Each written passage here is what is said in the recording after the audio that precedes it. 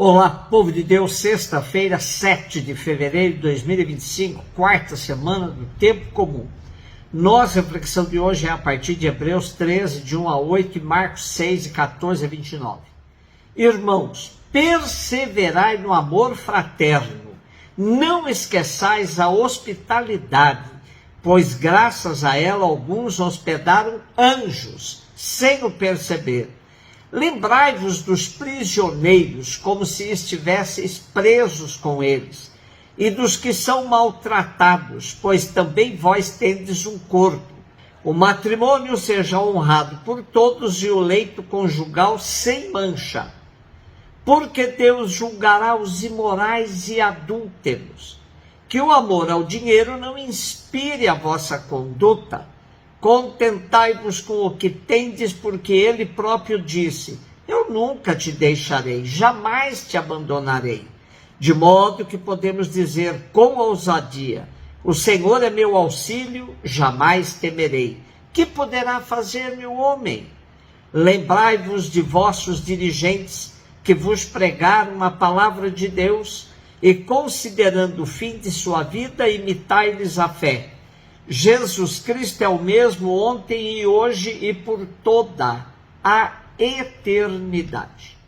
Chegamos no último capítulo da carta aos Hebreus. Esses 8 versículos apresentam uma série de conselhos aos irmãos e irmãs das comunidades. Percebemos a atualidade e pertinência das recomendações dadas. Perseverança no amor fraterno, hospitalidade, fidelidade na relação conjugal, vida despojada e sem apego ao dinheiro. Lembra ainda a ajuda aos presos e a outros que estão em situação de sofrimento, como maneira de abrir-se aos que estão em situação mais vulnerável. Argumento importante é que todos formam conosco um só corpo. Jesus Cristo é o mesmo ontem, hoje e por toda a eternidade. Essa frase é muito sugestiva, mas não isenta de ambiguidades, pois Jesus não é estático, e sim dinâmico. Está mais no futuro que no passado, como faz a tradução latina: Christus eri odie et ipsi in secula. Ipsi significa ele próprio, mesmo que se manifeste de diversas formas, e não idem, como se fosse o mesmo, no sentido de alguém ou algo que em nada muda, que não expressa nada de novo. Jesus Cristo é um mistério inesgotável.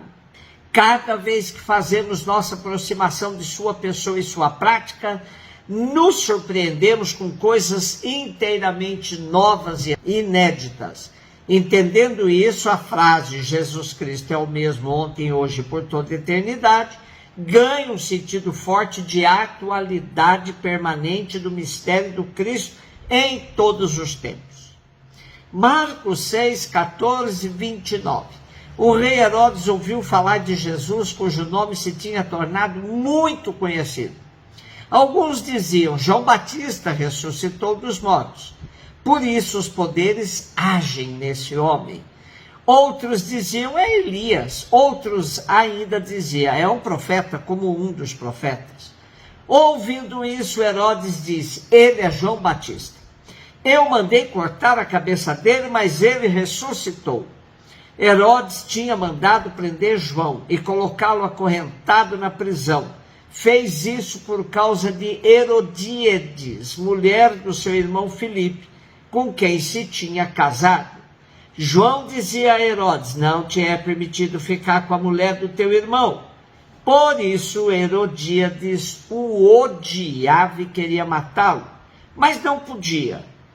Com efeito, Herodes tinha medo de João, pois sabia que ele era justo e santo, e por isso até o protegia.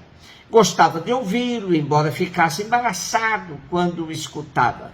Finalmente chegou o dia oportuno. Era o aniversário de Herodes e ele fez um grande banquete para os grandes da corte, os oficiais e os cidadãos importantes da Galileia. A filha de Herodíades entrou e dançou, agradando a Herodes e seus convidados. Então o rei disse à moça: pede-me o que quiseres e eu te darei. e lhe jurou, dizendo: eu te darei qualquer coisa que me pedires, ainda que seja metade do meu reino. Então saiu e perguntou à mãe: o que vou pedir? A mãe respondeu: a cabeça de João Batista.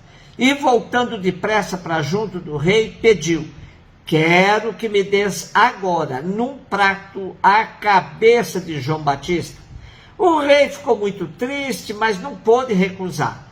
Ele tinha feito o juramento diante dos convidados. Imediatamente o rei mandou que um soldado fosse buscar a cabeça de João. O soldado saiu, degolou na prisão, trouxe a cabeça num prato e a deu à moça. Ela a entregou à sua mãe. Ao saberem disso, os discípulos de João foram lá, levaram o cadáver e o sepultaram. A narrativa do martírio de João Batista em Marcos é mais longa que nos outros evangelhos e compreende prisão, acusação, denúncia corajosa do rei pelo profeta, trama de Herodíades que usa Salomé, fraqueza de Herodes, sentença de morte e execução da mesma. Nosso texto começa dizendo que Herodes Antipas mandou prender João Batista em Maqueronte, onde o mandou executar. Às vezes tem-se a impressão que o martírio de João Batista se deveu apenas como vingança, como vítima da vingança de uma mulher irritada. Porém, João Batista, com o seu movimento, atraía muita gente e preocupava o poder. Por isso, a narrativa de Marcos acentua: finalmente chegou o dia oportuno para matá-lo.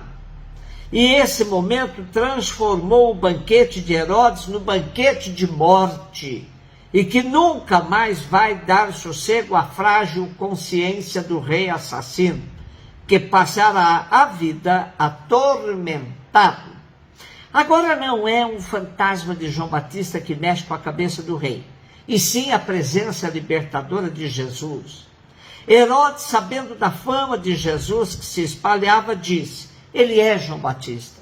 Eu mandei cortar a cabeça dele, mas ele ressuscitou. De fato, Herodes tinha mandado prender João, colocá-lo acorrentado na prisão. Segundo se depreende da narrativa de Marcos, o martírio de João equivale à liquidação do seu movimento, indicando que a comunidade cristã criada por Jesus era completamente nova, ainda que conservasse a memória veneranda do último de todos os profetas. Os poderosos podem até passar a imagem de gente que não se importa com a morte do inocente, mas muitas vezes recorrem a caminhos escusos a fim de se livrar dos fantasmas que eles produziram. Uns recorrem às drogas, outros a qualquer dependência química, outros aumentam ainda mais suas perseguições, como se o cadáver de um novo inocente retirasse de sua memória a imagem do cadáver anterior, para justificar somente muita droga, muita cachaça ou muita ideologia sanguinária para tranquilizar a consciência. A cabeça de João Batista numa bandeja deve nos lembrar de inúmeros corpos sacrificados pelo poder que só pensa em exploração e acumulação. O sangue dos mártires é semente de uma nova sociedade e de uma nova igreja. Hoje celebramos a devoção do apostolado da oração por ser primeira sexta-feira do mês. Costumo dizer aos membros de tal movimento: a autenticidade do movimento está em auscultar as batidas do Sagrado Coração de Jesus, que pulsa sobretudo no peito dos pobres. Um beijo no seu coração.